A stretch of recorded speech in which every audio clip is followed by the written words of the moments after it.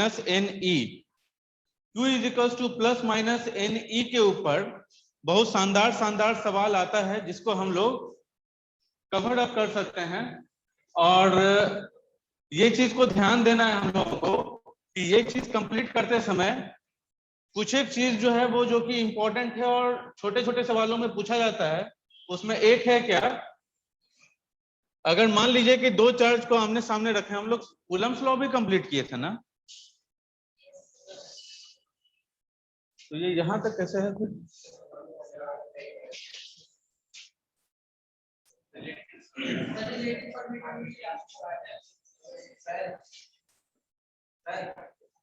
हाँ, Coulomb's law एक बार और बता देंगे? बताइए, हम लोग यहां तक हो चुके हैं।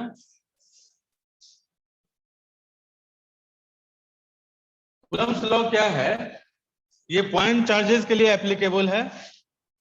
हाँ, जो लोग भी पुराने स्टूडेंट्स मींस जो लोग कल के क्लास में थे और जो आज अभी आए हैं, उन दोनों के लिए एक revision, quick revision. Coulomb's law किसके लिए एप्लीकेबल है? फॉर पॉइंट चार्जेस ये एप्लीकेबल है। ये शॉर्ट रेंज ऑफ डिस्टेंस में होता है। शॉर्ट रेंज में डिस्टेंस, शॉर्ट रेंज के डिस्टेंस में क्या है कि force is inversely proportional to the d square. ये एप्लीकेबल आपको ग्रेविटेशनल फोर्स में भी होता है और इलेक्ट्रोस्टैटिक फोर्स में भी होता है।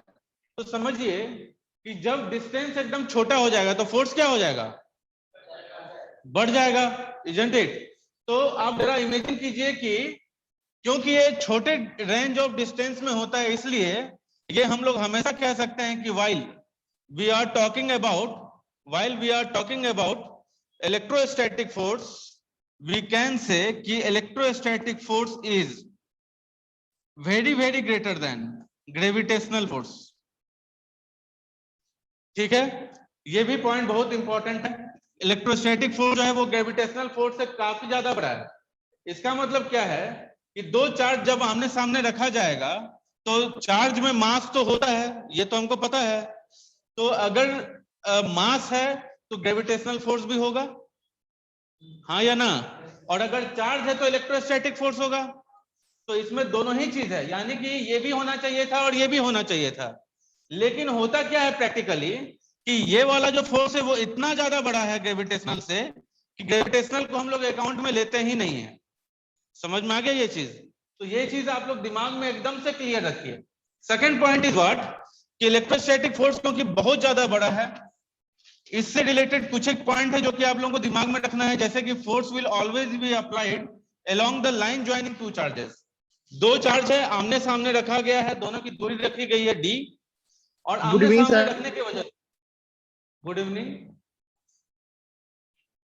दो चार्ज को आमने सामने रखने की वजह से एक चार्ज दूसरे के ऊपर एक फोर्स लगाया, उसके प्रभाव से एक्शन का रिजल्ट रिएक्शन के फॉर्म में आया, और ये भी इसके ऊपर उतना ही फोर्स लगाया इस डायरेक्शन में।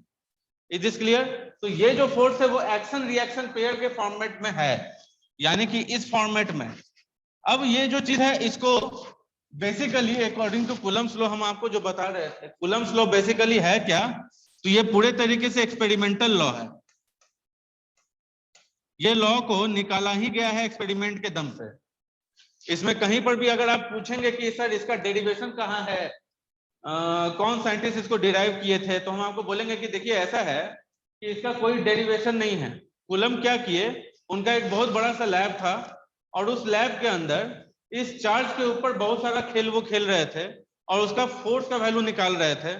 जब वो फोर्स का वैल्यू निकालते थे तो जो वैल्यू निकल के आता था उसके लिए वो एक फॉर्मूला निकालने का कोशिश किए, और फॉर्मूला निकालते निकालते वो एक कंक्लूजन पे पहुंचे ये। और ये कंक्लूजन पे पहुंचे इसलिए क्योंकि न्यूटन बहुत साल पहले ग्रेविटेशनल फोर्स का फॉर्मूला दे चुके थे, और इसका फॉर्मूला था क्या, F equals to G into m1 m2 by d square. तो कूलम कुछ नहीं किए, वो बोले क्या कि ग्रेविटेशनल फोर्स तो हमेशा ही अट्रैक्शन का फोर्स है, ये तो रिपल्सन का फोर्स है नहीं। तो चार्ज में तो रिपल्सन भी है और अट्रैक्शन भी है, तो आखिर क्या हम लोग ऐसा कर सकते हैं कि m1 m2 जैसे पॉजिटिव है हमेशा, वैसे ही Q को भी पॉजिटिव रखा जाए, तो क्या ये दोनों एक दूसरे को मैच करता है? तो वो क्या किए कि इसी चीज को इस फॉर्मेट में ले आए। ठीक, जब ये फॉर्मेट में लाए तो देखे क्या कि फॉर्मेट था, जैसे वहां पे फॉर्मेट था F is directly proportional to m1 m2, यहां पर है format F is directly proportional to q1 q2, दोनों का मॉड है। समझ में आ गया ये चीज? वहां फॉर्मेट था F is inversely proportional to d square, यहां भी format F is inversely proportional to d square. अब वहां पर ग्रेविटेशनल कांस्टेंट आ गया था प्रोपोर्शनलिटी कांस्टेंट में, लेकिन यहां पर वो सेम चीज नहीं आ सकता है, इसलिए क्योंकि वहां पर ग्रेविटी की वजह से था और यहां पर इलेक्ट्रिक नेचर की वजह से। समझ में आ गई ये चीज? इसलिए वो इस पे जो है वो अपना स्टडी शुरू किए। ये proportionality constant is this clear? तो ये प्रोपोर्शनलिटी कांस्टेंट का जब कंक्लूजन वो निकाले तो वो निकाले ये निश्चित रूप से 1/4 पाई एप्सिलॉन नॉट है। और जब बार बार एक्सपेरिमेंट करके देखा गया तो पाया गया कि एक्सपेरिमेंट में जो वैल्यू आ रहा है वो इससे निकाला हुआ वैल्यू से एकदम एग्जैक्ट मैच खा रहा है, इसीलिए इस फॉर्मूला को एकदम सही मान लिया गया and that was being considered as the part of physics. समझ में आ गया ये चीज? This is the history of Coulomb's law. Clear point? अब हम लोग आते हैं यहाँ पर F is equals to 1/4 pi epsilon naught mod of q1 mod of q2 by d square। F, ये जो सिंबल है इसको हम लोग एप्सिलॉन कह रहे हैं, epsilon. Is clear? Epsilon not का मतलब क्या है? ये एब्सोल्यूट परमिटिविटी है, ये एब्सोल्यूट परमिटिविटी है, चाहे आप इसको परमिटिविटी ऑफ फ्री स्पेस भी कह सकते हैं। परमिटिविटी ऑफ फ्री स्पेस का मतलब हवा के अंदर अगर दो चार्ज को रखा जाएगा तो दो चार्ज एक दूसरे के ऊपर बल लगा रही होगी और ये जो बल लग रहा होगा उसका जो मैग्नीट्यूड निकल के आएगा वो हो ना हो इस चीज से मिलता जुलता होगा, ये हमारा कहना है। तो ये जो एब्सोल्यूट परमिटिविटी है इसका वैल्यू क्या निकाले वो? इसका वैल्यू वो ये निकाले 8.85 into 10 to the power -12 coulomb square पर newton metre square. Clear? One more thing, आप लोग 12th के अब मेधावी छात्र हैं और निश्चित रूप से आगे आने वाले दिनों में कभी ना कभी आप लोग प्रैक्टिकल एग्जामिनेशन भी देंगे।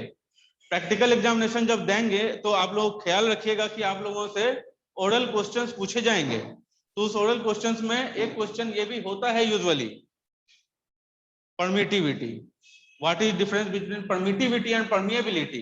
ये सब टाइप का चीज जो है वही सब पूछा जाएगा आप लोगों से, दिमाग में रखना है। चलिए ये चीज तो हो गया क्लियर। सेकंड में आ जाए, जैसे कि हम वहां पर देख रहे थे कि वहां पर एप्सिलॉन था इसलिए क्योंकि हम लोग हवा का बात कर रहे थे। यहां पर क्या हम बोले कि कोई जरूरी है क्या कि दोनों के बीच में हवा ही हो? बार बार पानी भी हो सकता है, तेल हो सकता है, मेटल हो सकता है, इजंट इट? वो इंसुलेटर्स हो सकता है, कुछ भी हो सकता है। तो यहां पर क्या बोला गया कूलम के द्वारा कि इस दोनों के बीच में कुछ मीडियम रख दो और मीडियम रखने के बाद इस फॉर्मूला में जो हमारा मैग्नीट्यूड प्रैक्टिकली निकल के आ रहा है उसमें क्या अंतर आ रहा है। तो वो इसके ऊपर बहुत ज्यादा अध्ययन किए तो उनको मालूम चला कि as similar to relative density यहां पर भी कुछ है जो कि एग्जिस्ट कर रहा है। समझ में आ गया ये चीज? रिलेटिव डेंसिटी आप लोग जानते हैं क्या होता है बंधु? एक बहुत अच्छा कविता था बचपन में हम लोग पढ़े हैं, जानते हैं? आओ बंधु उस उत्थान की ओर चलें। नहीं पढ़े हैं? नहीं पढ़े हैं तो हम लोग पढ़े हैं, वही हम आपको बताना चाह रहे हैं। हम लोग उत्थान की ओर जा रहे हैं, इसीलिए गलती से भी जमाई नहीं आना चाहिए। समझ गए बात को? अभी हम लोगों के पास क्या है? Epsilon r is equals to epsilon m upon epsilon naught. तो ये जो चीज है इसके आधार पे एप्सिलॉन मीडियम का फॉर्मूला क्या निकल के आ गया? Epsilon r into epsilon naught. Clear है पॉइंट? तो epsilon m is equals to epsilon, हाँ यस सर, जो कूलम्स लॉ है सर मूविंग चार्ज पे भी एप्लीकेबल है सर? हाँ क्यों नहीं, मूविंग चार्ज, लेकिन अगर यूनिफॉर्म कंडीशन में है, यूनिफॉर्म मोशन के केस में है तो हम लोग कूलम्स लॉ नहीं अप्लाई करते हैं क्योंकि वो करंट का फॉर्म ले लेता है। तो सर अगर चार्ज सर दो चार्ज एक साथ रखेंगे तो सर फोर्स कूलम फोर्स लगेगा ना सर? दो चार्ज यदि रेस्ट के कंडीशन में है तो कूलम्स लॉ लगेगा। कूलम फोर्स लगेगा तो सर वो मोशन करेगा कि नहीं सर? 1 सेकेंड, आपको आपके सवाल का हम एक जवाब दे देते हैं, आपको सारा आंसर क्लियर हो जाएगा। बहुत इंटरेस्टिंग सवाल है, इसीलिए हम आपको बता रहे हैं। ध्यान दीजिए, यहाँ पे दो चार्ज है, Q1 Q2। अब क्या है, ये दो चार्ज जो है जब ये एग्जिस्ट कर रहा है और दोनों स्टैटिक कंडीशन में है, दोनों ही स्टैटिक कंडीशन में है, तो क्या हुआ, ये इसके ऊपर फोर्स लगाया, ये इसके ऊपर फोर्स लगाया, बहुत अच्छा। अब क्या है, किसी फोर्स लगा रहा है क्या, ये फोर्स लग किस वजह से रहा है, क्या ये एक दूसरे को टच कर रहा है, नहीं, यहाँ पे ये टच नहीं कर रहा है, किसी ना किसी अदृश्य चीज की वजह से ये एक दूसरे को रिपेल कर रहा है, यस और नो। ये अदृश्य चीज है क्या, तो इसको हम लोग कहते हैं इलेक्ट्रिक फील्ड। इसको क्या कहते हैं हम लोग, आपके भी सवाल पे आएंगे हम, इसको क्या कहते हैं हम लोग, इलेक्ट्रिक फील्ड।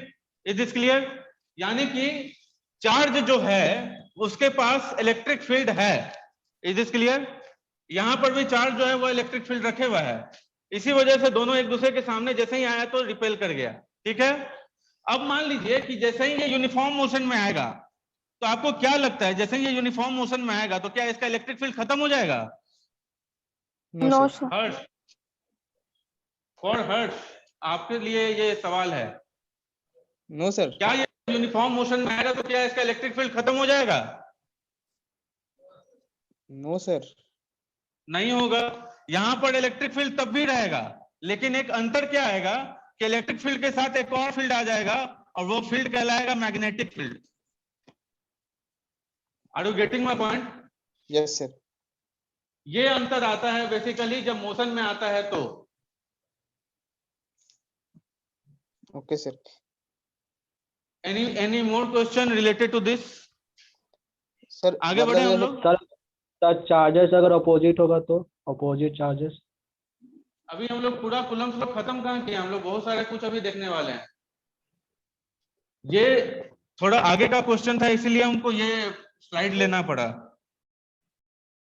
हम लोग पीछे फिर चले उस पॉइंट पे। Yes sir. Yes sir.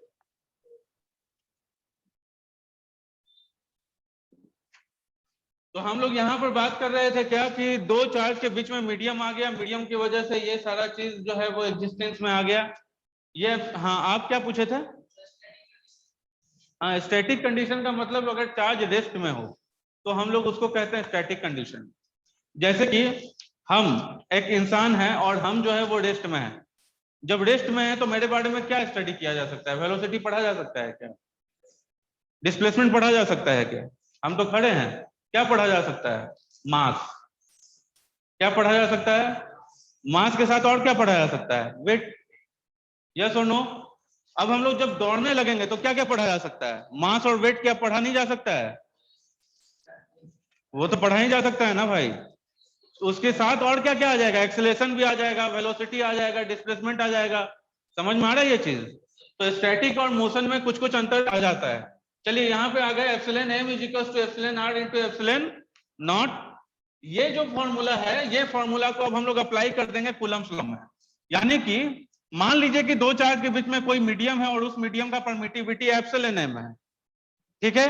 उस मीडियम को हम लोग m से रिप्रेजेंट कर रहे हैं और इसका परमिटिविटी को एप्सिलॉन m कह रहे हैं। समस्या नहीं है इसमें। तो इसको क्या लिखेंगे, ए फेयर अगर ऐसे लिखा जाएगा तो मीडियम का फोर्स क्या ऐसे लिखा जाएगा। दोनों में अंतर क्या है, बस यहाँ पर एप्सिलॉन नॉट था और यहाँ पर एप्सिलॉन m है, बस इतना सा अंतर है। समझ में आ गया ये चीज। अब हम लोग दोनों को डिवाइड कर दिया। अब हम लोग मैथ का खेला शुरू किए। जब हम लोग डिवाइड किए तो मालूम चला कि F medium is equal to F air by epsilon r। समझ में आ गया ये चीज। अब ध्यान दीजिएगा, थोड़ा सा और आगे बढ़ते हैं हम लोग। अब हम आपको बताया क्या, F medium is equal to F air by epsilon r। Epsilon r जो है इसको हम लोग रिलेटिव डेंसिटी कहते हैं, इसको हम लोग रिलेटिव डेंसिटी कहते हैं।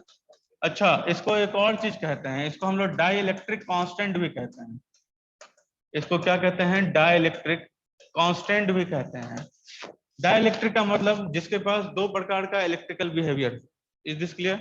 तो हमारे पास डाई इलेक्ट्रिक कांस्टेंट जो है इसको हम लोग रिप्रेजेंट करते हैं के से।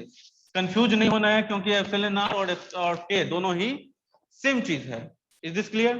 तो अब हम लोग अगर बात करें कि रिलेटिव डेंसिटी और डाइलेक्ट्रिक कांस्टेंट जो है वो है क्या, तो वाटर के लिए यूजुअली ये जो लिया जाता है वो एप्सिलॉन आर का वैल्यू, एप्सिलॉन आर का वैल्यू वाटर के लिए जो लिया जाता है वो 80 है, वो 80 है। और रिलेटिव परमिटिविटी ना सर, क्या बोले?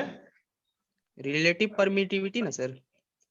ओ सॉरी, रिलेटिव परमिटिविटी, यस।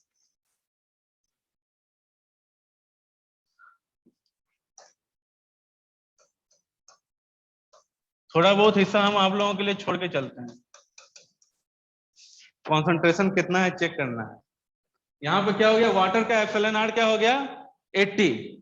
और अब हम लोग अगर बात करें एयर का, एयर का 1 है, मेटल का इनफाइनाइटी है, और बहुत सारा चीज है उसका। आप लोग एनसीईआरटी बुक खोलेंगे, बहुत सारा चीज वैल्यू निकल के आ जाए। ये आपको एक टेबल के फॉर्मेट में रहता है, इसके लिए आप लोगों को दिमाग नहीं लगाना ज्यादा, वो आपको टेबल प्रोवाइड कर दिया जाएगा एग्जामिनेशन हॉल में।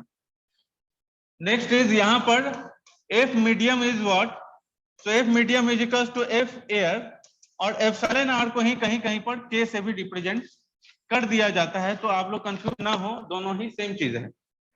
क्लियर है पॉइंट? अब ध्यान दीजिए कि हवा में यदि दो चार्ज के बीच का, हवा में यदि दो चार्ज के बीच का फोर्स जो है वो 40 न्यूटन है, मेटल में कितना होगा? हवा में यदि दो चार्ज के बीच का फोर्स जो है वो 40 न्यूटन है, तो मेटल में कितना होगा? कितना होगा? सिंपल है, सिंपल है, ज्यादा दिमाग आप लोग नहीं। यहाँ 40 है, यहाँ पर आपका जो एयर में जो फोर्स है वो यहाँ पर रखेंगे, और उसको डिवाइड खाली इससे करना है ना। समझ में आ रहा है ये चीज? अगर दो चार्ज जो हवा में था उसके लिए 40 न्यूटन लग रहा था फोर्स, तो मेटल में कितना लगेगा? 40 बाई मतलब क्या? 0। क्या लगेगा? समझ में आ गया ये चीज? यानी कि अगर मेटल पे दो चार्ज को रख दिया जाए अलग अलग, तो वो फोर्स नहीं लगा रहा होगा, वो कंडक्शन कर रहा होगा, यानी एक जगह से दूसरी जगह चलना शुरू कर देगा। Are you getting my point? समझ में आ गया ये चीज? अगर हम लोग बात करें वाटर का, और वाटर में 40 न्यूटन है, और सॉरी हवा में यदि 40 न्यूटन है, तो वाटर में, हवा में यदि 40 न्यूटन है तो वाटर में 0.5 न्यूटन। कोई दिक्कत हो रहा है क्या? फास्ट नहीं जा रहे हैं ना हम लोग? समझ में आ रहा है ना ये चीज? तो हम लोग यहाँ पर क्या कह सकते हैं, अगर वाटर, यस सर मेटल का कैसे होगा इन्फिनिटी सर? क्या बोले? मेटल का सर इन्फिनिटी कैसे होगा? क्या क्या क्या बोले? मेटल का सर, मेटल का इन्फिनिटी है। कैसे हुआ पूछ रहे हैं क्या? कैसे हुआ? ये बेसिकली एक्सपेरिमेंटल कांस्टेंट है, ये एक्सपेरिमेंटल कांस्टेंट है। ये हर एक अलग अलग मीडियम के लिए एक्सपेरिमेंट करके निकाला गया वैल्यू है। आप लोग केरोसिन ऑयल के लिए निकालेंगे तो उसका कुछ और आएगा, आप लोग ये पेट्रोल के लिए निकालेंगे, गैसोलीन के लिए तो कुछ और आएगा। इस प्रकार का चीज है ये, वो सारा आपको टेबल के फॉर्मेट में मिल जाएगा। एग्जाम में यदि आएगा तो ये सारा वैल्यू दे दिया जाएगा, नीचे में लिख दिया जाएगा कि epsilon r for this is this. अगर वाटर का होगा, मेटल का होगा, तो आपको नहीं दिया जाएगा, क्योंकि मान लिया जाएगा कि वो आपको आता है यूजुअली। सर वहाँ एफ लिखे हैं सर, एफ मीडियम। हाँ एफ मीडियम। इतना सारा चीज पॉइंट क्लियर है? कोई दिक्कत इसमें? अब ध्यान दीजिएगा कि हम आपको बताए हैं कि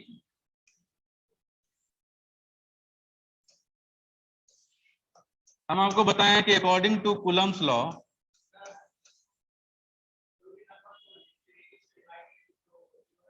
हाँ क्यों आएगा? इसके लिए बेसिकली है क्या कि मतलब आप बाबा सर से कांटेक्ट करेंगे तो ज्यादा बेटर है, और हम जो है वो आपको यही बताएंगे कि डिवीजन का मतलब क्या होता है। डिवीजन का मतलब क्या होता है? टुकड़ों में बांटना, टुकड़ों में बांटना। अब मान लीजिए कि आप एक आदमी हैं, आपको मतलब आपको आपके ऊपर नहीं लेंगे हम, एक स्टिक है, ठीक है, एक स्टिक को अगर हम लोग बांट दिए 2 टुकड़े में, तो वो 2 टुकड़े में बट गया, 4 मतलब 4 टुकड़े में बट गया, 8 डिवाइडेड बाय जितना उतने टुकड़े में बट गया। अब हमको बोले इनफाइनाइट टुकड़े में बांट दीजिए, संभव है? इसको कहते हैं क्या? Undefined condition. तो इसको बोला जा रहा है कि ऐसा कंडीशन यदि आ गया यानी कि वो संभव ही नहीं है, यानी कि 0। समझ रहे हैं? ये एक एजम्पशन है जो कि लेके चला जा रहा है, दुनिया लेके चल रही है, हम भी लेके चल रहे हैं। अब हमारे पास यहाँ पर क्या है? अकॉर्डिंग टू कूलम्स लॉ हम लोग जान रहे हैं कि F is equals to 1/4 pi epsilon naught mod of Q1 mod of Q2 upon d square. अच्छा, ये 1/4 पाई एप्सिलॉन नॉट को और क्या लिखा जाता है? तो देखिए ध्यान दीजिएगा, एप्सिलॉन नॉट का वैल्यू जो है वो 8.85 इंटू 10⁻⁻12 है। उसको जब पूरे तरीके से गुना भाग करके सब कुछ निकाल दिया गया तो मालूम चला क्या कि 1/4 पाई एप्सिलॉन नॉट जो है, 1/4 पाई एप्सिलॉन नॉट जो है, इसका वैल्यू निकल के आता है 9 इंटू 10⁻9। क्या बोले?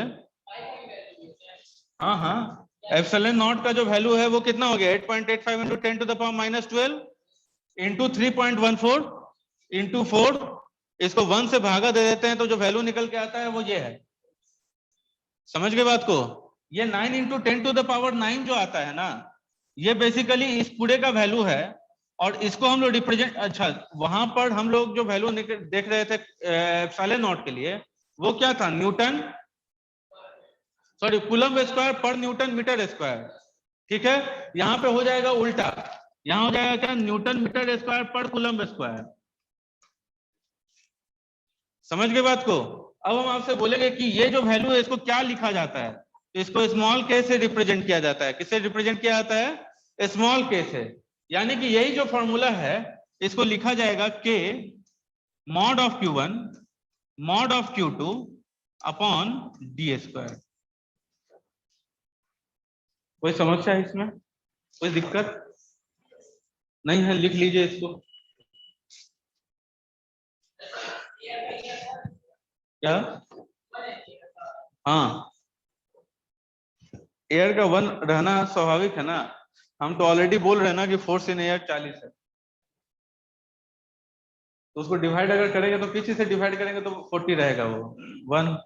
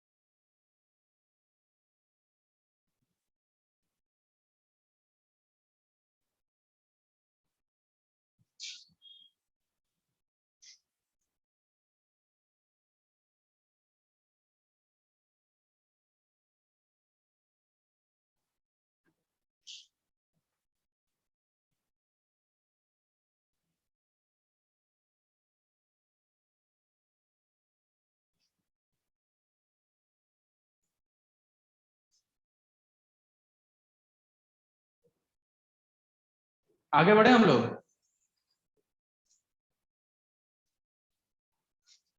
Now coming to the point, अगर मान लीजिए कि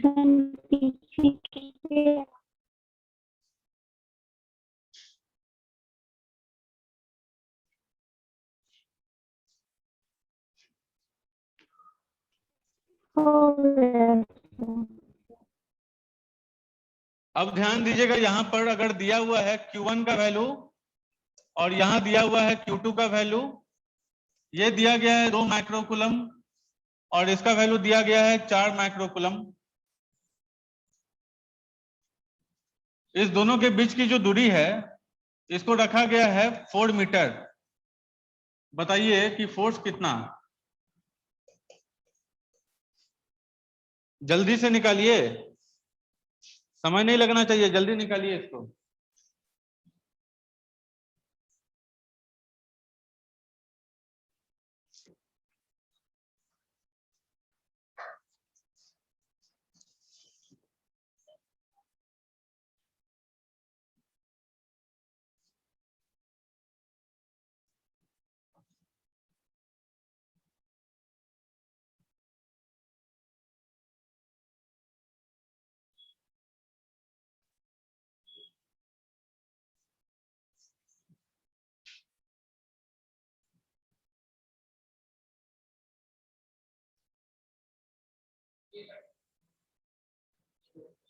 K/2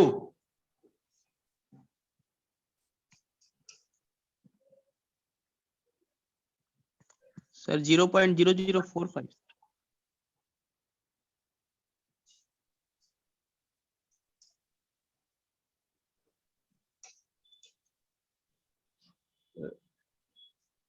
कितना बताए? 0045।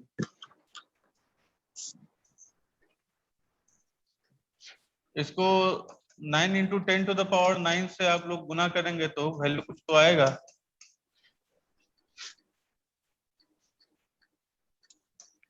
सर पहले 4.5 मैक्रो कॉलम को सर कूलम में चेंज करना होगा ना सर।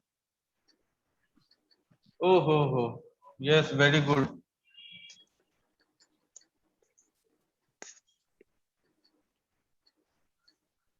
सर 1 माइक्रो कूलम में सर कितना कूलम होता है? क्या बोले? सर 1 माइक्रो कूलम में सर कितना कूलम है? 1 माइक्रो कूलम में कितना कूलम आएगा?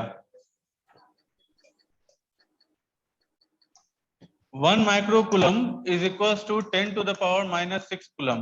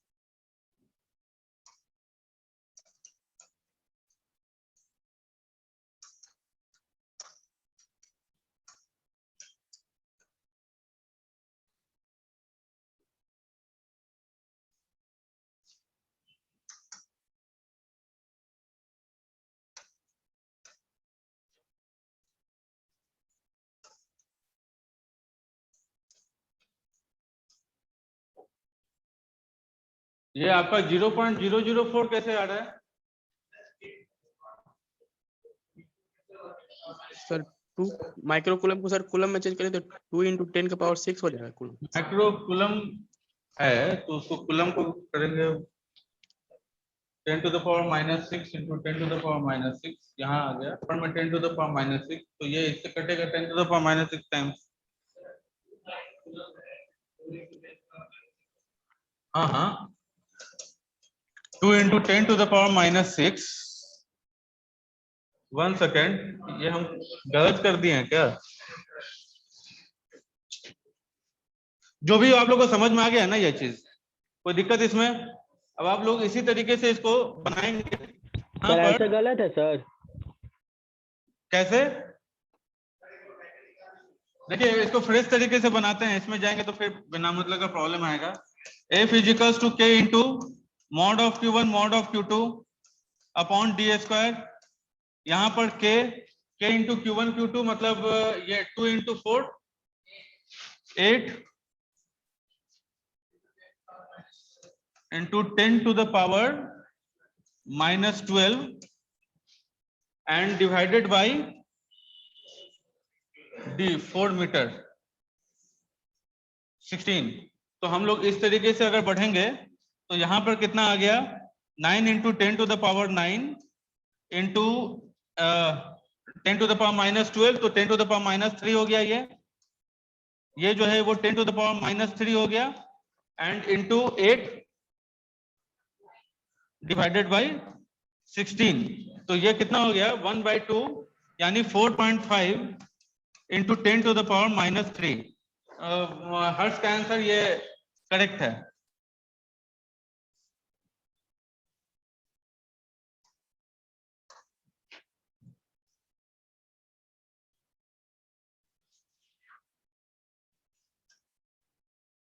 चीज समझ में आ गया है सारे लोगों को?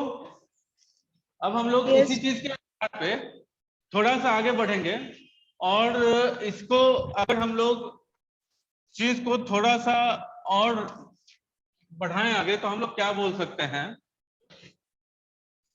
यहां अगर इसको हम लोग सुपरपोजिशन ऑफ चार्ज कहने वाले हैं, अभी जो हम आपको बता रहे हैं वो,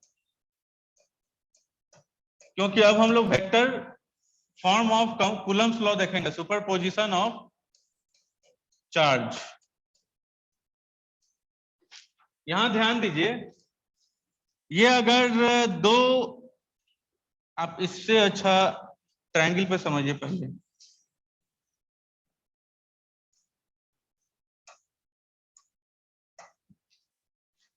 ये हम लोगों का एक ट्रायंगल है और ये हम लोगों का इक्विलेटरल ट्रायंगल है, ठीक है। ये हम लोगों का 60 डिग्री, ये भी 60 डिग्री और ये भी 60 डिग्री है। हम आपको बोले कि यहाँ पे अगर 1 माइक्रोकूलम है, 1 माइक्रोकूलम है और ये 1 माइक्रोकूलम है, हम आपको बोले कि बताइए कि अगर ये A है, ये B है और ये C है, तो C पे लग रहा फोर्स क्या होगा? C पे लग रहा फोर्स क्या होगा? तो हम आपको ऑलरेडी बताए हुए हैं कुछ एक पॉइंट। कूलम्स लॉ जब कभी भी लगता है तो कूलम्स लॉ दो फोर्स के मतलब दो चार्ज के बीच में लाइन जो ज्वाइन कर रहा है उसी के अलोंग लगता है। दूसरा पॉइंट जो हम आपको बताए हैं कि दो चार्ज के अगर बीच में इंटरेक्शन हो रहा है तो तीसरे चार्ज का कोई प्रभाव इसके ऊपर नहीं होगा, ठीक है। तो हम लोग अगर बात करें कि सी पे कितना फोर्स लग रहा है, तो देखिए एक फोर्स तो इस वाले चार्ज की वजह से लगेगा, हाँ या ना? हम आपसे बोल रहे हैं कि find net force on C. तो हम आपको यहां पे दिखाएं 1 माइक्रोकूलम की वजह से इसके ऊपर जो फोर्स लग रहा होगा वो निश्चित रूप से रिपल्सिव होगा, रिपल्सिव होगा।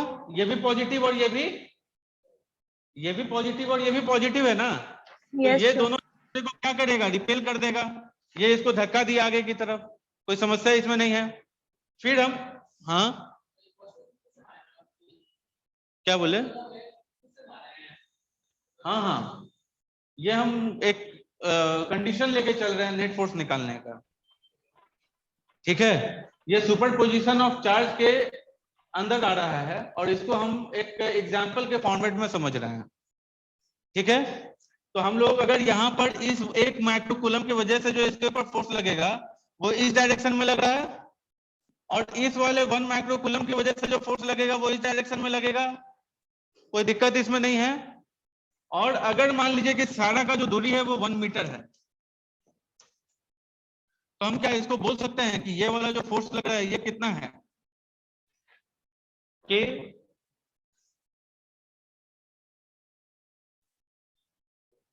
1 into K Q1 Q2 1 into 10⁻⁻12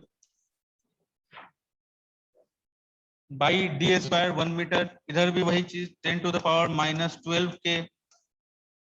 कोई समस्या इसमें नहीं है, है क्या दिक्कत? और इस दोनों के बीच में जो फोर्स लग रहा है वो कितना है? 60 डिग्री। 60 कितना लग रहा है? 60 डिग्री। इसको मान लीजिए F1 और इसको मान लीजिए आप लोग F2। तो हमको बताइए इसका नेट फोर्स कितना होगा? फोर्स जो है वो एक वेक्टर क्वांटिटी है या नहीं है? ये भी वेक्टर है और ये भी वेक्टर है। वेक्टर, दो वेक्टर के बीच में अगर कुछ एंगल बन रहा होगा तो इसका जो रिजल्टेंट है वो क्या होता है?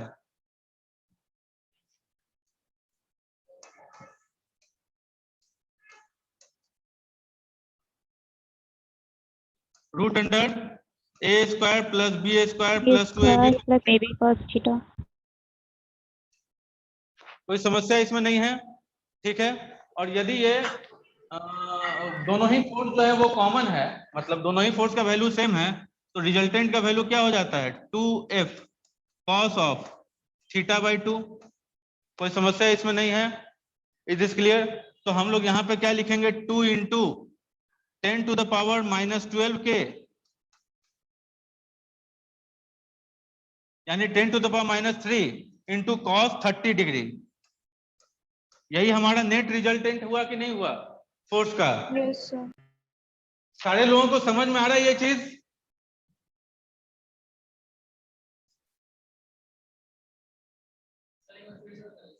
एक सेकंड, इसको नए स्लाइड में लेते हैं।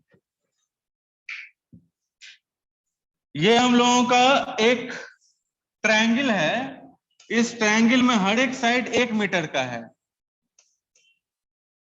ठीक। अभी तक हम लोग सिर्फ जो बात कर रहे थे उसमें सिर्फ 2 चार्ज का बात कर रहे थे, एक था Q1 एक था Q2। दोनों के बीच की दूरी जो थी वो कितनी थी d, बस इतना का ही हम लोग बात कर रहे थे, ठीक है। अब हम लोग क्या कर रहे हैं कि अब हम लोग जो है वो बात कर रहे हैं एक ऐसे चार्ज का जो कि वर्टाइसेस पे अवेलेबल है, मतलब पार्टिकल है लेकिन वर्टाइसेस पे अवेलेबल है। Is this clear? तो अब हम आपको बोलें कि अगर मान लीजिए इसको सीधे 1 कूलम रखिए, इसको 1 कूलम रखिए, इसको भी 1 कूलम रखिए। चलिए, तो अब हमको बताइए कि इसके ऊपर जो फोर्स लगेगा, अगर हम ये आपसे पूछते हैं कि find net force acting on point सी,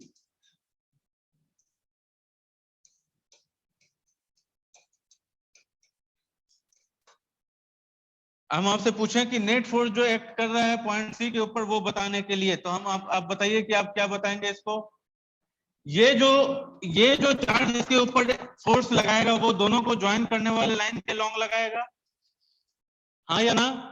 ये जो चार्ज इसके ऊपर फोर्स लगाएगा ये दोनों को लाइन ज्वाइन जो कर रहा है उसके लॉन्ग लगाएगा। कोई समस्या इसमें नहीं है, दोनों रिपल्सिव होगा, इसमें भी कोई दिक्कत नहीं है। ये क्योंकि इक्विलेटरल ट्रायंगल है तो यहाँ 60 डिग्री, तो यहाँ पर भी क्या होगा 60 डिग्री, कोई समस्या इसमें नहीं है। और फोर्स जो इसके ऊपर लगेगा वो कितना लगेगा? ये रिजल्टेंट के, कोई समस्या नहीं है इसमें भी। यहाँ पर भी जो फोर्स लग रहा है वो कितना हो गया के न्यूटन, ठीक है। तो ये फोर्स दोनों का मैग्नीट्यूड सेम है क्या? दोनों का मैग्नीट्यूड सेम है क्या? और इस दोनों के बीच में एंगल जो लग रहा है वो कितना है 60 डिग्री। हम आपसे पूछें कि अब बताओ रिजल्टेंट क्या यहाँ पर के फोर्स का, इस सी पे जो लग रहा है फोर्स है उसका रिजल्टेंट क्या? तो आप क्या करेंगे इसमें? वेक्टर लॉ ऑफ एडिशन लगाएंगे। क्या लगाएंगे? वेक्टर लॉ ऑफ एडिशन लगाएंगे। तो वेक्टर लॉ ऑफ एडिशन में के अनुसार रिजल्टेंट का फॉर्मूला क्या है? रूट अंडर ए square plus B square plus 2ab cos theta. और यदि अगर a और b दोनों का मैग्नीट्यूड सेम है तो रिजल्टेंट का ही फॉर्मूला क्या 2a cos theta by 2b लिखा जा सकता है? लिखा जा सकता है। तो हम लोग यहाँ पर देख रहे हैं मैग्नीट्यूड दोनों का सेम है, तो यहाँ पर हम लिख सकते हैं क्या कि 2f into cos of 60 degree by 2, it means इसका जो वैल्यू निकल के आया है वो क्या कॉस ऑफ 30 डिग्री आ गया, हाँ या ना? यानी कि इस पॉइंट पे जो लग रहा फोर्स है वो है, तो this is the force which is net force, या फिर कह सकते हैं vector sum of all the forces acting at this point. Are you getting my point? इसका कंक्लूजन क्या है? इसका कंक्लूजन ये है, net force acting at any point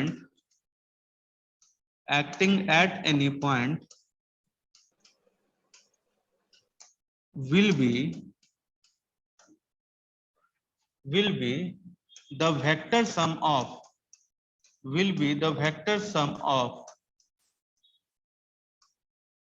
all the forces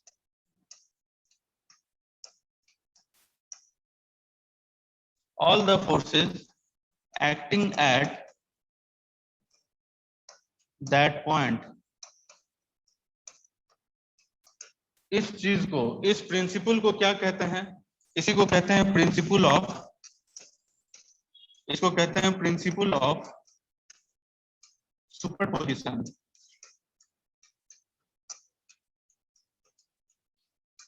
कोई समस्या है इसमें? समझ में सर। आ गया ये चीज? हाँ, sir are sir 2f cos 30 कैसे आया सर, नहीं समझ में आया।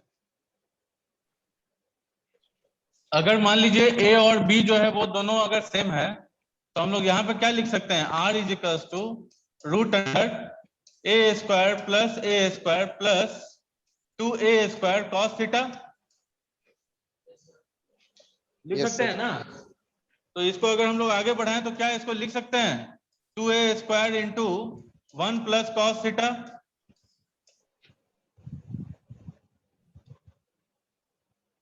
Yes, sir.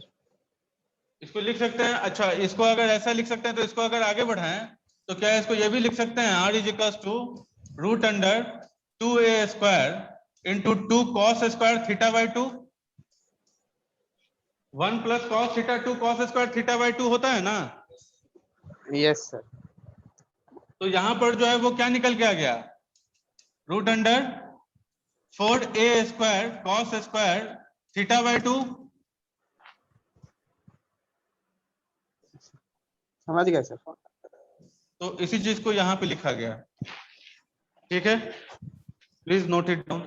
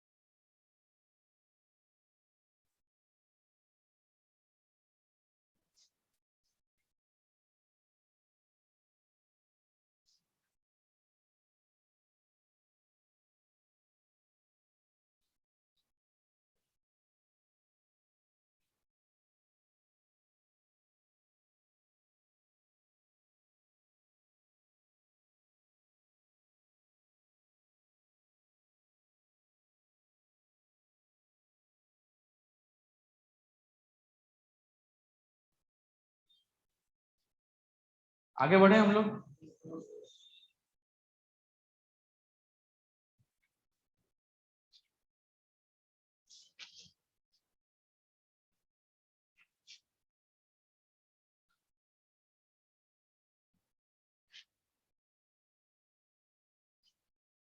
ये एक एग्जाम्पल है, इसको ये और एक और चीज, ये एग्जाम्पल के बेस में बहुत सारा 10-12 सवाल है जो इसी चीज के आधार पर है। फॉर्मूला भी सेम, सब कुछ सेम, लेकिन चीजें अलग अलग है।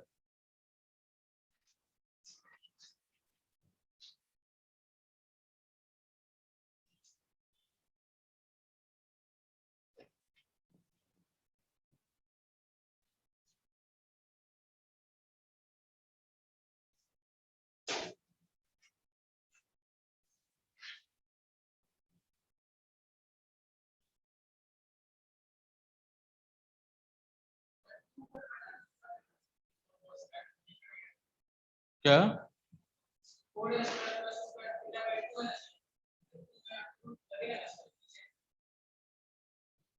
ये थीटा बाई 2 है।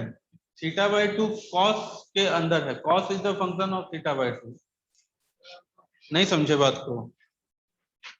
Root under cos square theta और रूट अंडर थीटा में अंतर है या नहीं है? है या नहीं है? इसका वैल्यू क्या निकल के आएगा? Cos theta. और इसका वैल्यू क्या निकल के आएगा? थीटा। वहां पर कॉस का स्क्वायर है।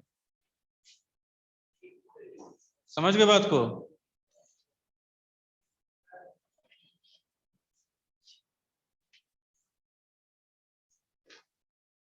आगे बढ़े अब हम लोग।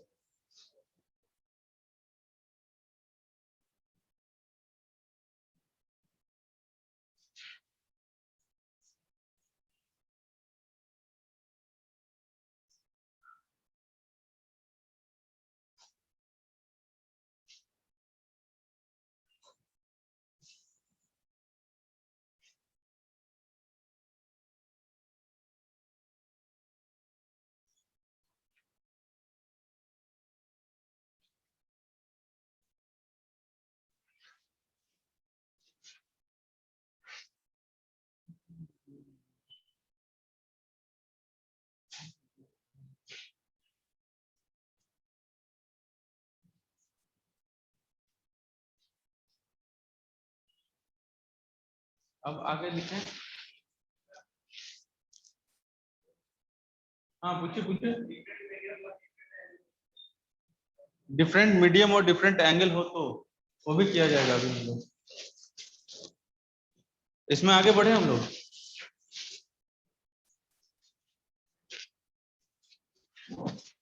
Now one condition is vector form of,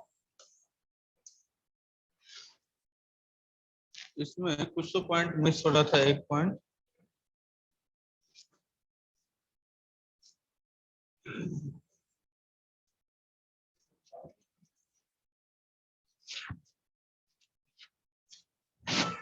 vector form of Coulomb's law.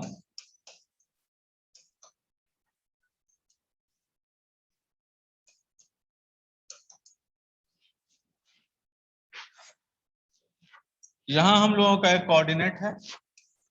इस कोऑर्डिनेट में एक Q1 चार्ज है और Q2 चार्ज है। ये इसको रिपेल करता है इस तरफ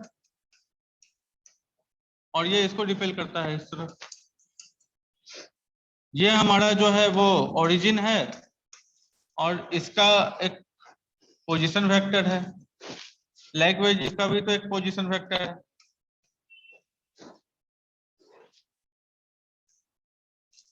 अच्छा, ये दोनों जो लाइन जो एक दूसरे को जो ज्वाइन कर रहा है वो डिपेंडिंग अपॉन कि कौन किसके ऊपर फोर्स लगा रहा है। हम लोग अलग अलग ट्रायंगल बना सकते हैं।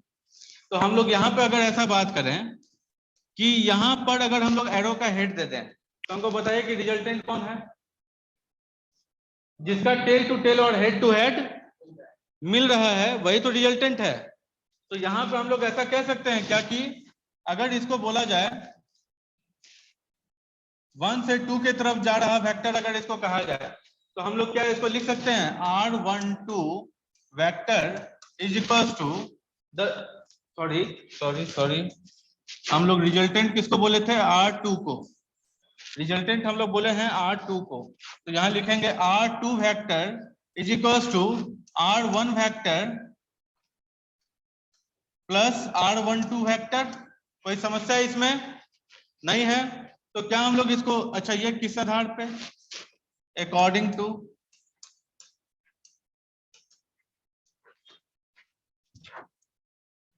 ट्रायंगल लॉ ऑफ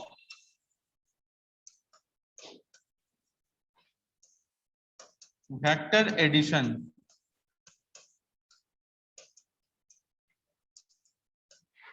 ऐसा हुआ। अब हम आपसे पूछें कि R12 वेक्टर क्या हो गया तो आप क्या बताएंगे?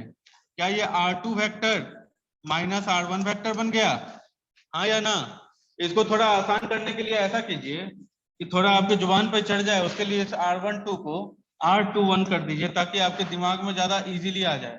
इसको हम लोग R12 की जगह पे R21 कर दें।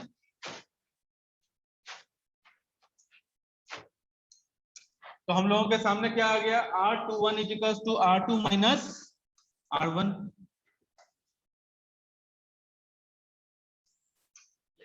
कोई समस्या इसमें नहीं है? क्लियर है पॉइंट? No sir. अब हम आपसे बोलते हैं कि इसको अगर रिप्रेजेंट करना है तो क्या लिखिएगा? हम लोग बात किस वेक्टर का कर रहे थे? ये वाले फोर्स का बात कर रहे थे ना? इस वाले फोर्स का बात कर रहे थे ना? Yes sir. अगर किसी भी चीज को वेक्टर के फॉर्म में रिप्रेजेंट करना हो तो हम लोगों को क्या करना होता है? हम लोगों को मैग्नीट्यूड को यूनिट वेक्टर से गुना करना होता है। क्या करना होता है, यूनिट वेक्टर से गुना करना होता है। ये कहीं से भी दूर दूर तक कोई डेरिवेशन नहीं है जो कि अलग से रटा जाए। ये एक बेसिक कॉन्सेप्ट है। बेसिक कॉन्सेप्ट ये है कि किसी भी वेक्टर को यदि लिखना है तो वेक्टर को लिखने के लिए मैग्नीट्यूड को यूनिट वेक्टर से गुना कर दीजिए। कोई समस्या इसमें नहीं है। मैग्नीट्यूड तो आप लोग ऑलरेडी पढ़े हुए हैं। हाँ, एक और चीज, ये चीज बोर्ड एग्जाम में मत लिख दीजिएगा अगर आ गया तो। ये आपके बस समझने भर के लिए है। चीज क्लियर है? पॉइंट इसको आप लोग Yes, लिख दीजिए sir. Board exam. ऐसा कई एक बार हम एक्सपीरियंस कर चुके हैं कि समझाने के चक्कर में वो चीज जो है वो एग्जैक्टली पेपर पे भी लिखा गया है। तो यहाँ पर ध्यान दीजिए, तो क्या लिखेंगे हम लोग? अगर हम लोग फोर्स के ऊपर वेक्टर का सिंबल लगा दिए, यदि हम लोग फोर्स के ऊपर वेक्टर का सिंबल लगा दिए तो हम लोग को क्या करना होगा? फोर्स के मैग्नीट्यूड को यहाँ लिखना होगा, ठीक है। और हम लोग इसका जो है वो यूनिट वेक्टर, पोजीशन का यूनिट वेक्टर को हम लोग यहाँ पर इससे गुना करेंगे। समझ में आ गया ये चीज? कोई दिक्कत है क्या इसमें? अब ध्यान दीजिए, एफ क्या था? एफ था mod of Q1 mod of Q2 upon R square. हाँ या ना? यहाँ पे आर स्क्वायर Yes, क्या है? दोनों के बीच का दूरी कितना है? R21 है ना? इन दोनों के बीच का दूरी कितना है? yes, sir. R21। R21. तो हम लोग यहाँ पे लिख सकते हैं R21 जो है वो यहाँ पर का दूरी है। समझ गए बात को? अब हम लोग इसमें R21 का यूनिट वेक्टर को गुना करना है। यूनिट वेक्टर का फॉर्मूला क्या होता है? यूनिट वेक्टर का फॉर्मूला होता है वेक्टर अपॉन इसका मैग्नीट्यूड। वेक्टर अपॉन इसका मैग्नीट्यूड। हम आपका 11th को भी थोड़ा थोड़ा पॉलिश करते चल रहे हैं क्योंकि हमको पता है कि आप लोग कहीं कहीं भूल रहे हैं चीजों को। इस चीज को आप लोग कंसीडर करते हुए चलिए। तो यहाँ पर क्या है कि k Q1 Q2 by R21, तो यहाँ पर वेक्टर क्या हो गया? R21 vector. यहाँ पे क्या हो गया? R21 vector. और नीचे में क्या लिखाएगा? ये इसका स्क्वायर था और यहाँ पे क्या लिखाएगा? R21। कोई समस्या है इसमें? अच्छा, R21 वेक्टर का वैल्यू क्या था? R2 vector minus R1 vector. R1. क्या यदि हम लोग मैग्नीट्यूड लिखें तो क्या ऐसे लिख सकते हैं मैग्नीट्यूड? हाँ या ना? तो हम लोग यहाँ पर R2 वेक्टर का मैग्नीट्यूड का ही तो बात कर रहे हैं। तो हम लोग यहाँ पे क्या लिखेंगे? K mod of Q1 mod of Q2 upon R21 vector का मॉड। ये कितना है? R2 vector minus R1 vector के मॉड का whole cube into R2 vector minus R1 vector. ये हमारा जो निकल के आया इसी को कहा गया Coulomb's law in vector form.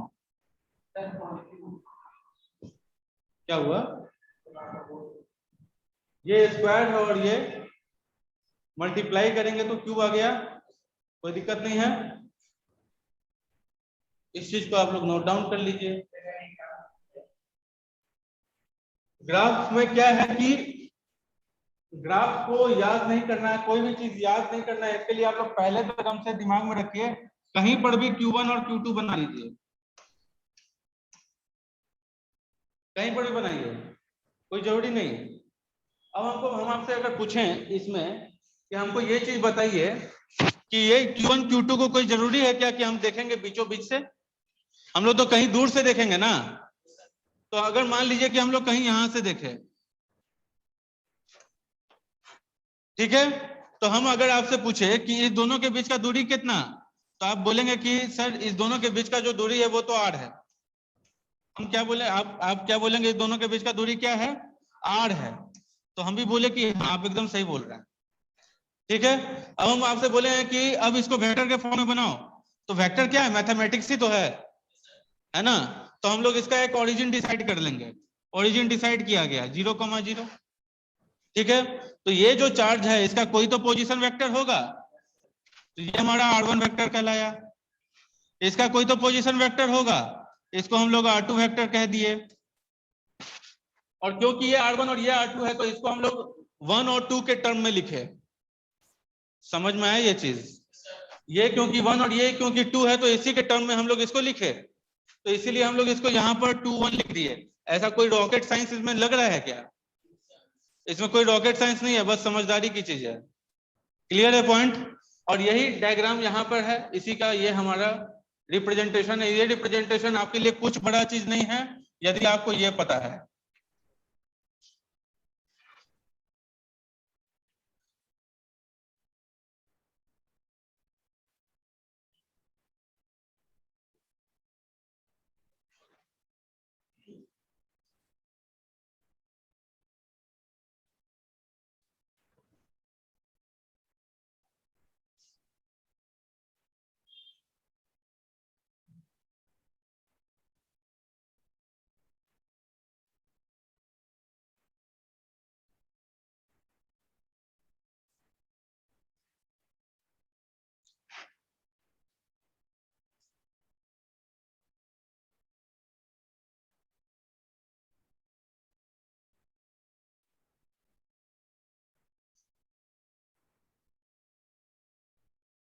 Sir हाँ, सर ये जो निकाले सर F12 के लिए कि सर F21 के लिए? इस कंफ्यूजन में आप लोगों को पढ़ने की जरूरत नहीं है। यहाँ ध्यान दीजिएगा कि F12 और F21 आपसे पूछा नहीं जाएगा, पूछा ये जाएगा कि Q1 Q2 के ऊपर जो फोर्स लगा रहा है वो किस दिशा में है। ठीक है, ओके सर। तो ये हम लोगों के पास जो है वो वेक्टर है, सिर्फ हम लोग बात वेक्टर का कर रहे हैं। अगर हम लोग सफिक्स के कंफ्यूजन में पड़ गए तो चीज जो है वो गड़बड़ा जाएगा। वो आप अपने अकॉर्डिंग सेट कीजिए, लेकिन जो आप सेट करेंगे तो ये जो आप रिजल्टेंट पता कर रहे हैं, ये रिजल्टेंट आप एकदम एक्चुअल सही सही पता करेंगे, क्योंकि सब कुछ बदल सकता है। 2 1 के जगह पे आप 1 2 लिख दीजिएगा तो हम गलत नहीं कहेंगे इसको, समझ रहे हैं बात को। लेकिन यदि आप इसको रिजल्टेंट कहने के जगह अगर इसको रिजल्टेंट कह देंगे तो हम उसको वहीं पर कट कर देंगे। Are you getting my point? Yes sir. तो उसी एरिंग आप लोग इसको डिराइव करेंगे, कोई समस्या इसमें नहीं है।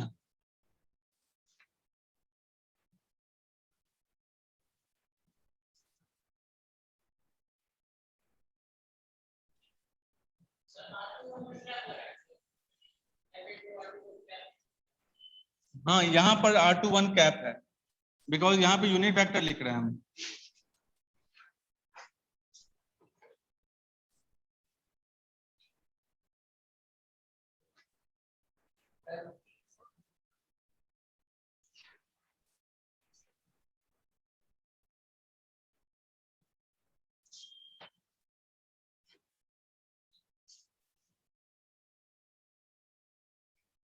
यहाँ पे हम लोग क्या कंसिडर किए हैं? 2 के ऊपर 1 फोर्स लगा रहा है। अब आप लोग अपने घर पे जाएंगे तो आप लोगों को क्या होमवर्क करना है? सेम डेरिवेशन निकालना है। ठीक है, चीज तो समझ के कैसे निकाल रहे हैं। अब आपको रिवीजन करना है, तो रिवीजन किस तरीके से करेंगे? रिवर्स थ्योरी पे। जो चीज अभी निकाले उसका उल्टा कर दीजिए। अभी हम लोग 2 के ऊपर लग रहा फोर्स के आधार पर निकाले हैं। अब आप लोग जो होमवर्क में करेंगे वो क्या करेंगे? 1 पे 2 के द्वारा लग रहा फोर्स के आधार पर करेंगे, तो चीज जो है वो आप लोग को एकदम एग्जैक्टली समझ में आ जाएगा कि हो क्या रहा है। क्लियर है पॉइंट? सारे ऑनलाइन एंड ऑफलाइन जितने भी हैं सारे स्टूडेंट्स के लिए यह सजेशन। कोई दिक्कत? No, sir. आगे बढ़े हम लोग। Yes, sir.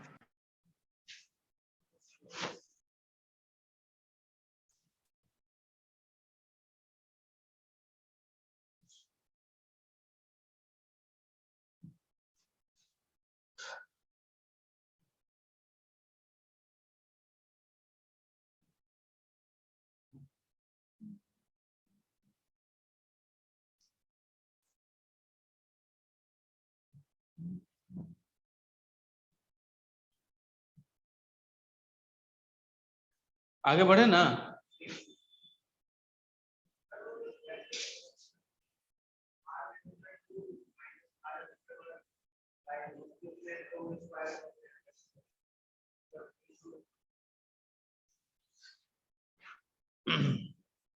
ये जो पॉइंट है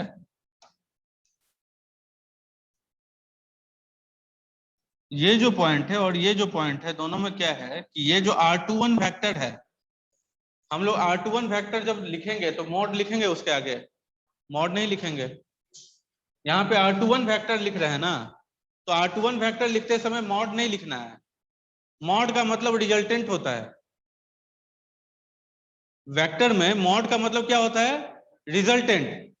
तो अगर यहाँ पे मॉड नहीं है तो आप लोग मॉड हटा देंगे ना यहाँ पर से, और नीचे में मॉड है, इसीलिए हम लोग मॉड लगा के करेंगे। तो पहले यहाँ पे स्क्वायर था, यहाँ पे मॉड के साथ गुना किए तो ये क्यूब हो गया, नीचे वाला ये दोनों मल्टीप्लाई हो गया, और ऊपर वाला एज इट इज लिखा गया।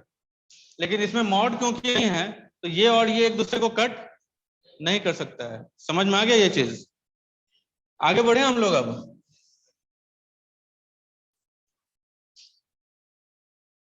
अब आप लोगों के सामने सारा का सारा कॉन्सेप्ट कूलम्स लॉ के मैग्नीट्यूड पार्ट, वेक्टर पार्ट से खत्म है।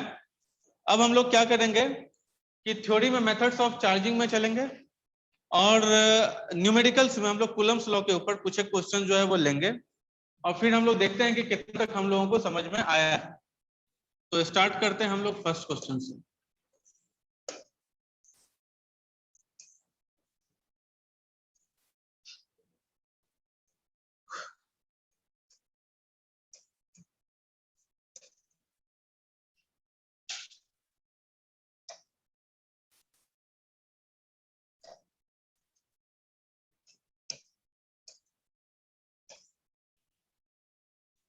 Find net force on C.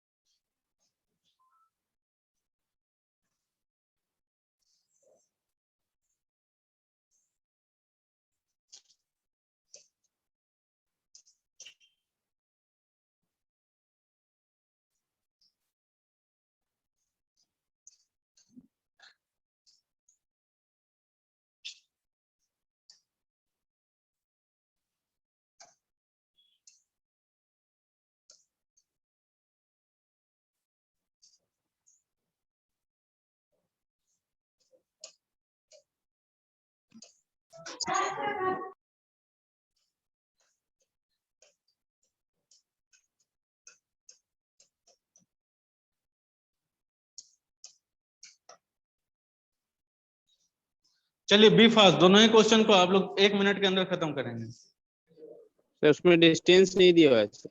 फिर फर्स्ट वाले का डिस्टेंस।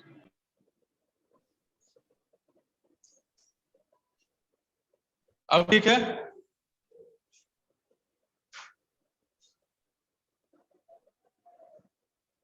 सर k√2 होगा सर।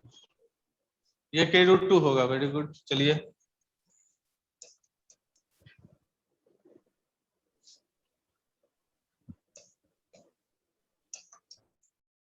आप सारे लोग भी बनाएंगे जल्दी जल्दी।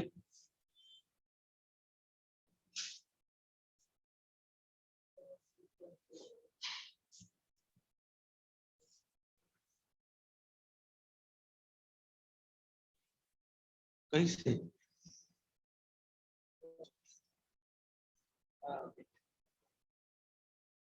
ये 1 मीटर है तो ये 45 है, ये 45 है तो ये भी 1 मीटर होगा, ये √2 होगा ना।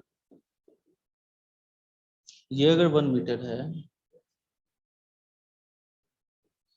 ये 45 डिग्री, ये 45 डिग्री, ये 90 है तो ये 45 हुआ ना। तो ये 1 मीटर है तो ये भी अगर एंगल सेम है तो यहाँ पर भी डिस्टेंस सेम ही होगा ना। तो यहाँ वैल्यू कितना हो जाएगा? अब आगे बनाएंगे। क्वेश्चंस में हर कुछ नहीं दिया जाएगा, आप समझ गए? यहाँ पर 45 है, ये भी यहाँ पर भी 45 है। ये अगर 1 मीटर दिया गया है तो ये भी 1 मीटर होगा। ये दोनों अगर 1 मीटर है तो ये कितना हो जाएगा? समझना है ना, वो चीज हम मिस करके रखे हुए हैं ना आपको क्वेश्चन में। 1 मिनट। ये हम लोगों के पास 45 डिग्री है, ये भी 45 डिग्री है। ये अगर 1 मीटर हम लिखे हैं तो ये भी 1 मीटर हो जाएगा, क्योंकि 45 है। ये अगर 1 है, ये अगर 1 है, तो ये √2 हो जाएगा। उसको समझ के उसके अनुसार बनाना है आप। ये 1 मीटर है, क्योंकि यहाँ पे 45 डिग्री है, यहाँ पे 45 डिग्री है। ये भी यहाँ पे अगर 1 मीटर है तो यहाँ भी 1 मीटर होगा। ये 1 तो हाइपोटेनस कितना हो जाएगा? √2। ये कंसिडर करके आपको बनाना है।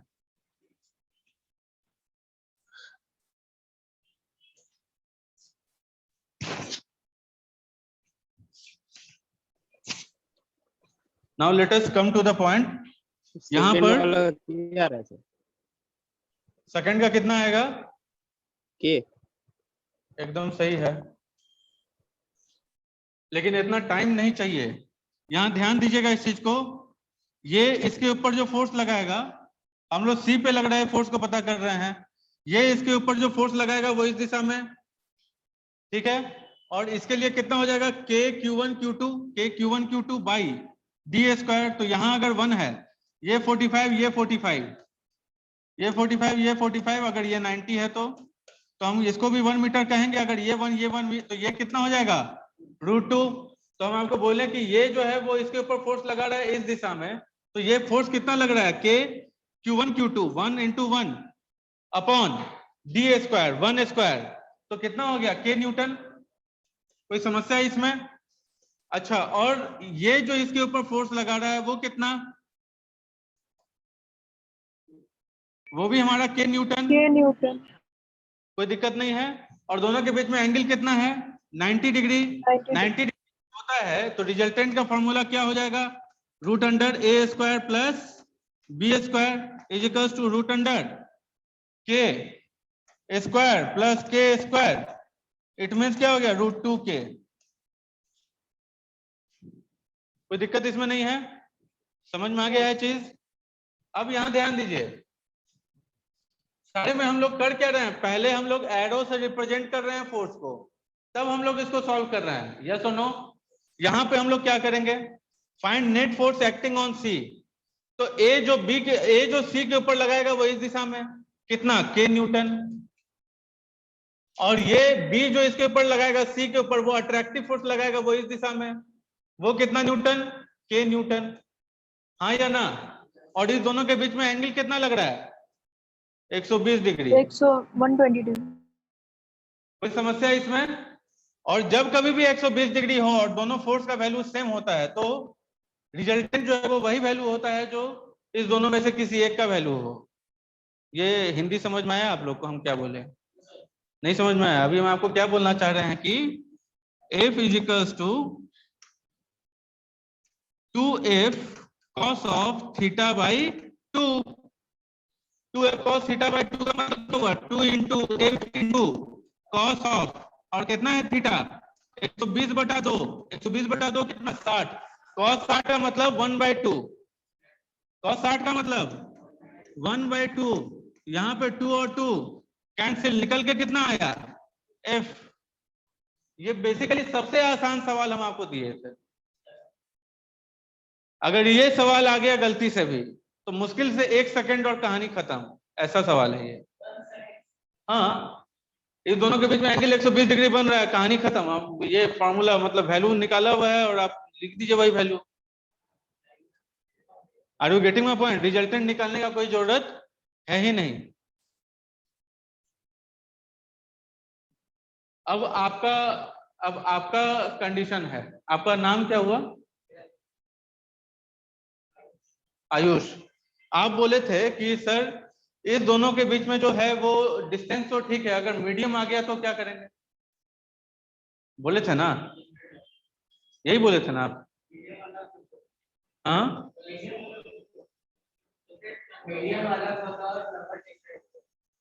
अच्छा, नंबर डिफरेंट है और मीडियम अलग हो तो वैसे कंडीशन में हम लोग क्या करेंगे? F इजिकल्स टू हम लोग जानते हैं 1/4 pi epsilon naught mod of Q1 mod of Q2 upon d²। तो वैसे कंडीशन में हम लोग क्या करेंगे? एप्सिलॉन नॉट के जगह पे हम लोग एप्सिलॉन r ले लेंगे। समझ रहे बात को?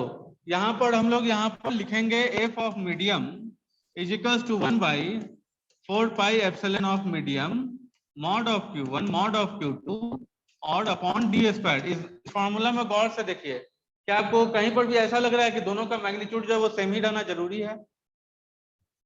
No sir. कुछ भी हो सकता है ना। तो अगर मैग्नीट्यूड बढ़ा घटा तो यहाँ पे आप वो वैल्यू रखेंगे, समझ गए बात को। और मीडियम जैसे जैसे चेंज होगा उसके आधार पर एप्सिलॉन का वैल्यू जो है वो चेंज होता रहेगा। समझ में आ गया चीज? कोई डाउट नहीं है? आगे बढ़े हम लोग। Yes sir.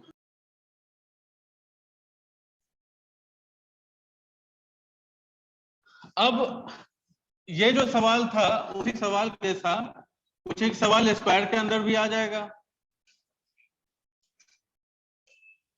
और ये सवाल हम आपको अभी से ज्यादा आपको कराएंगे इलेक्ट्रिक फील्ड में, तो ज्यादा अच्छा रहेगा, क्योंकि यहाँ पे कराने से ज्यादा टाइम चला जाएगा। 1 कूलम 1 कूलम 1 कूलम। हम आपको बोलते हैं कि ये 1 मीटर का है स्क्वायर। स्क्वायर कितने मीटर का है? 1 मीटर का है। हालांकि मेरा ड्राइंग जो है वो कहीं से भी स्क्वायर ना लगे तब भी आप उसको स्क्वायर ही मानेंगे। यहाँ पर हमारे पास 1 कूलम है तो इसको लिख देंगे A, इसको लिखेंगे B, इसको लिखेंगे C, इसको लिखेंगे D। हम आपको बोलेंगे क्या कि find the net force on C।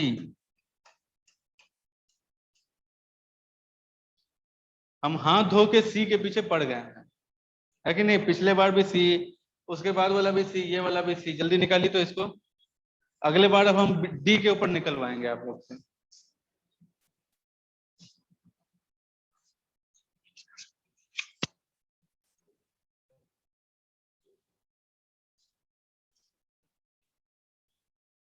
आप जितने भी ऑनलाइन स्टूडेंट्स हैं आप लोगों को सारा चीज क्लियर है? हर्ष, विकास,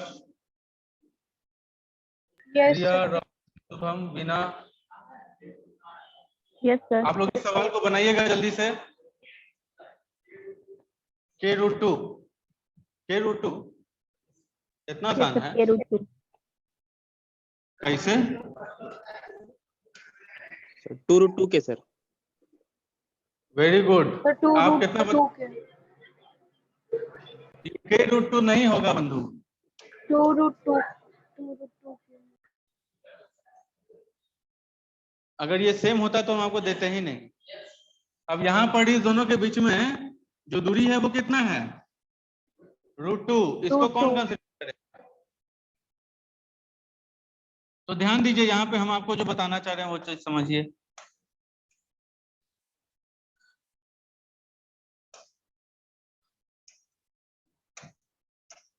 यहाँ ध्यान दीजिए, इस दोनों के बीच का जो फोर्स आएगा वो एग्जैक्टली क्या बीचों बीच होगा?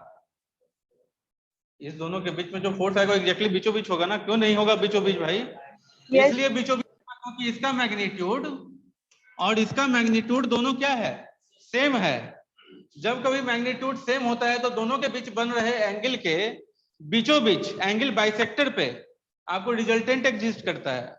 ठीक है, अब हम लोगों के पास क्या आ गया यहाँ पर? k√2। ये तो हम लोग निकाल चुके हैं ऑलरेडी, समझ रहे हैं ना? ट्रायंगल के लॉ पे हम लोग निकाल चुके हैं ना ये चीज।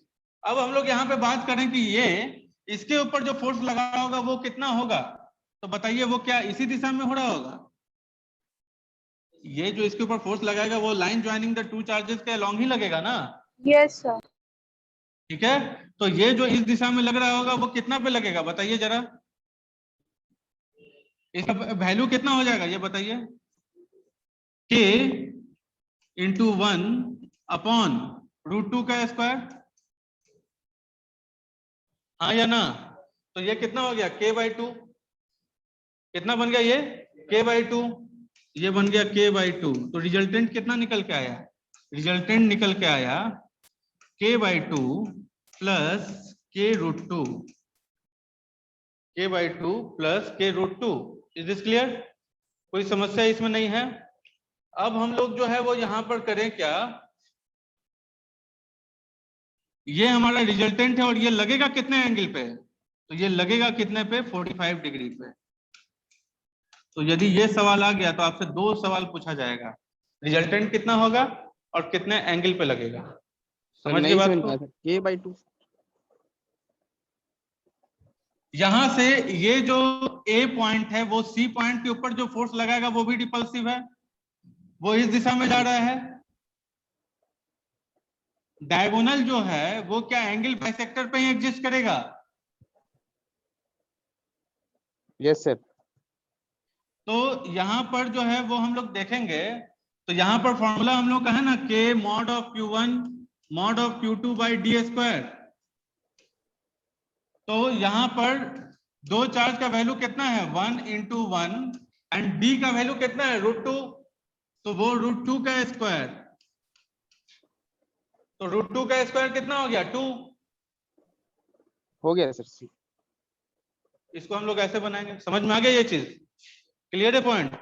तो ध्यान दीजिएगा कि ओवर कॉन्फिडेंस में अभी अभी हम आपको ये चीज फील कराए, ओवर कॉन्फिडेंस में चीज बिगड़ सकता है। इस सवाल में यूजुअली स्टूडेंट जो गड़बड़ करता है वो यही चीज है।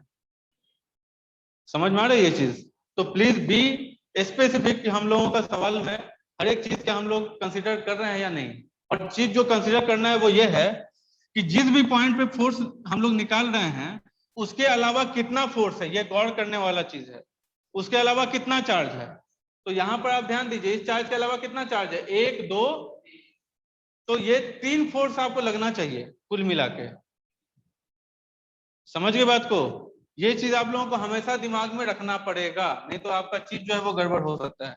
आगे बढ़े हम लोग, आगे बढ़े हम लोग। Yes sir. अब आते हैं हम लोग नेक्स्ट पॉइंट पर, and next point is what, methods of charging.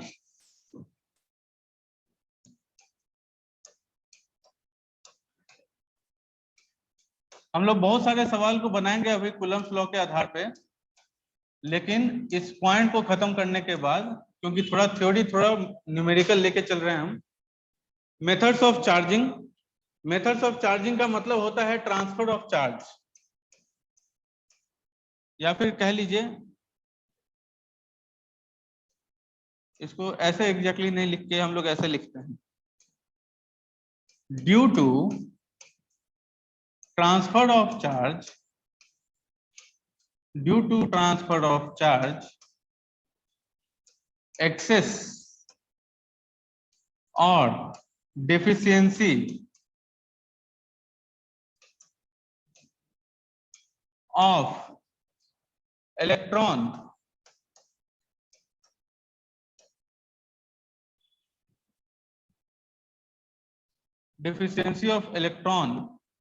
will be considered as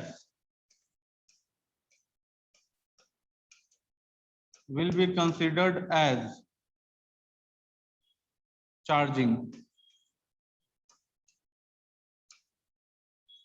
will be considered as charging।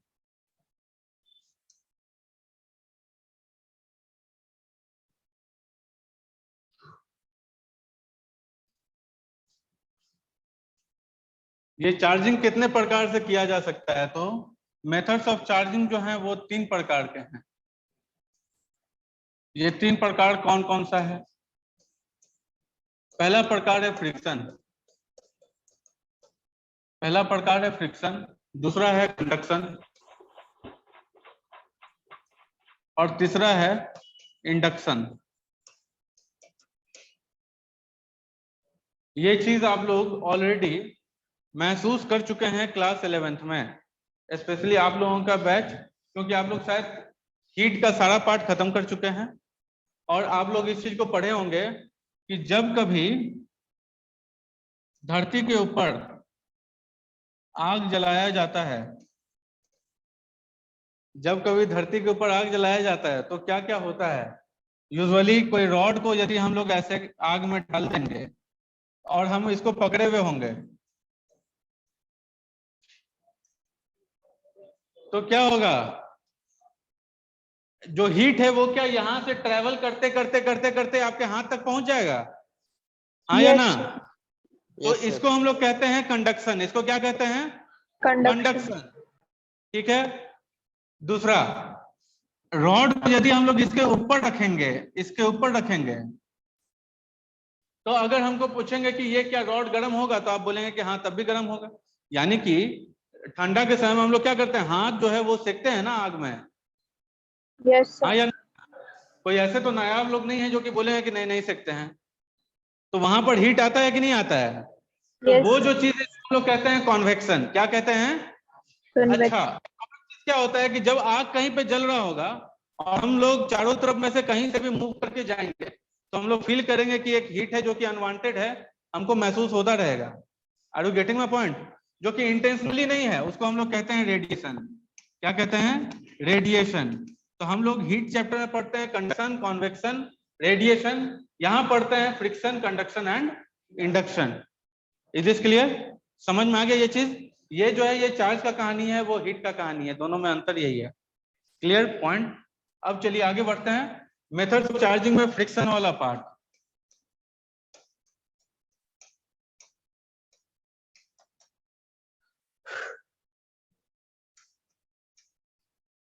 Due to thermal agitation,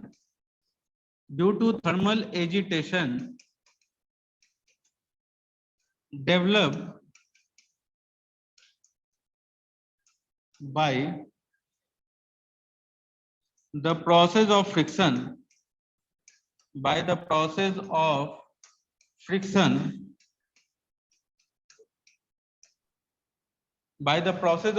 due to thermal agitation developed by the process of friction, electron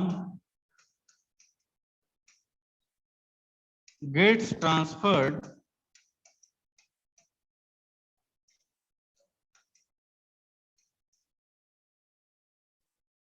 from weak electron holding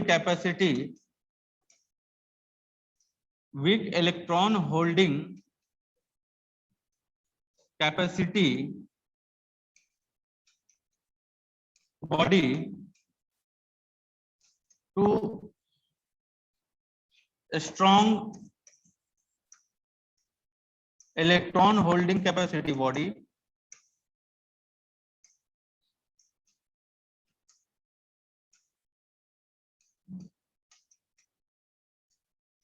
and this process is called as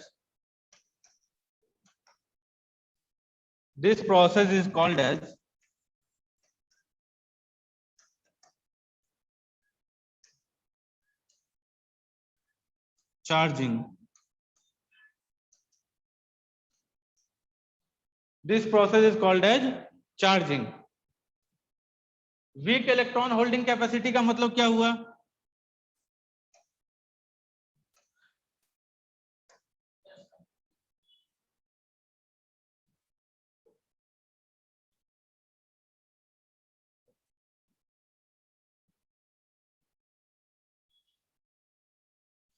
ये point number 1, ये point number 2। Weak electron holding capacity, positive charge, strong electron holding capacity is negatively charged.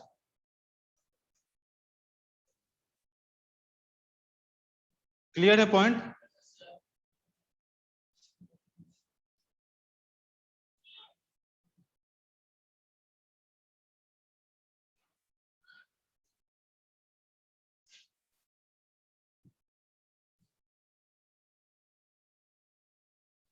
Time तो हो चुका है ना? सो आज हम लोग यहीं तक रखते हैं। नेक्स्ट क्लास में हम लोग इसके आगे बढ़ेंगे। हालांकि फ्रिक्शन वाला पार्ट को हम अवॉइड ही कर देते हैं, एग्जाम्पल वगैरह देके, ताकि ज्यादा बेटर रहे।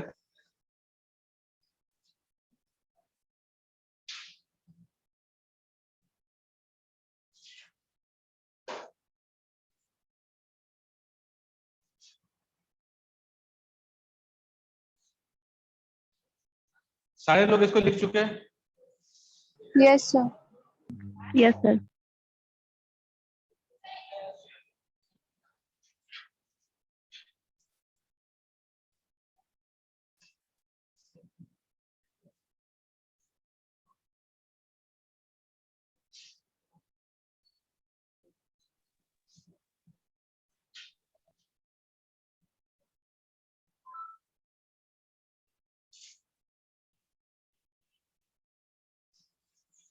बढ़े आगे।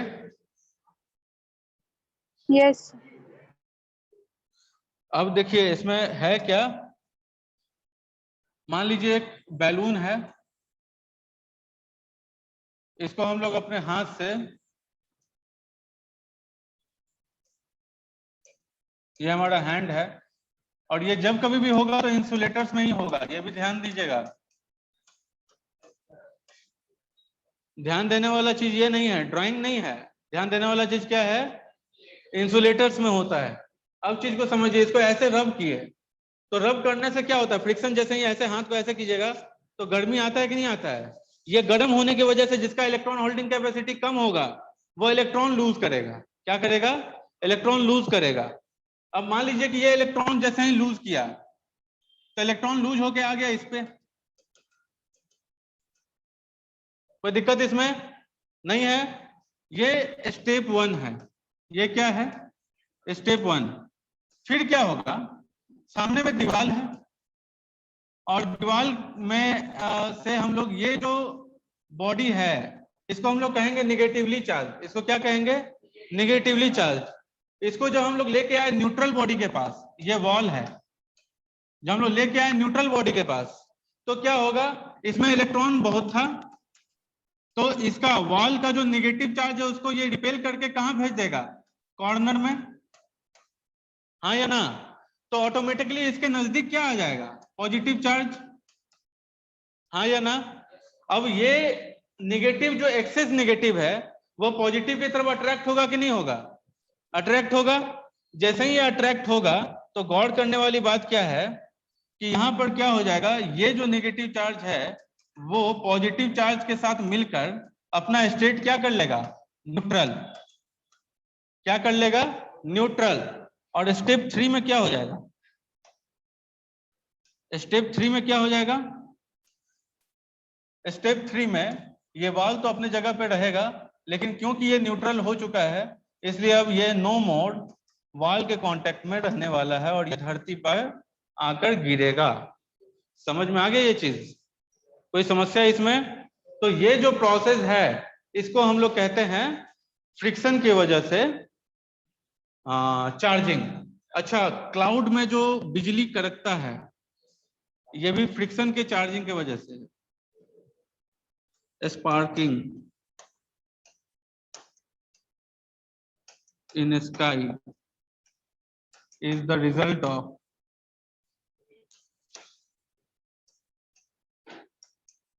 charging by friction।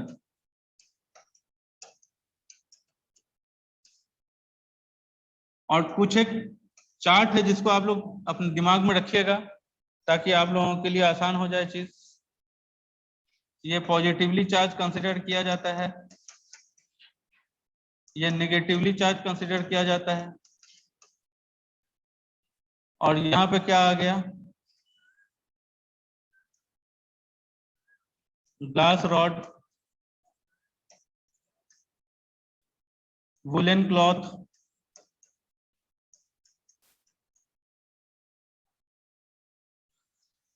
Dry hair, और यहाँ पे आप लिख सकते हैं कैट स्किन, फर।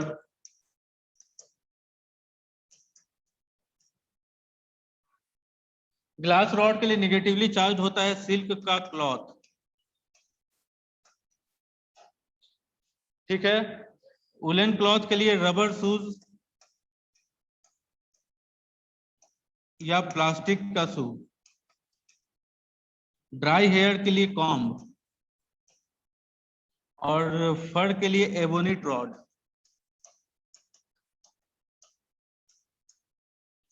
ये सवाल इस पे अगर आएगा तो आएगा किस तरीके से, वही बता दें। एमसीक्यू पूछा जाएगा, बोला जाएगा कि सिल्क क्लॉथ अगर ग्लास रॉड के साथ रब किया जाए तो कौन पॉजिटिवली चार्ज है, कौन नेगेटिवली चार्ज है। तो ये चीज अगर दिमाग में रहा तो आप इजीली चीज को आइडेंटिफाई कर पाएंगे। आज के लिए इतना ही, फिर नेक्स्ट क्लास में हम लोग आगे बढ़ेंगे। Thank you very much. Thank you, sir. Thank you, sir. Thank you.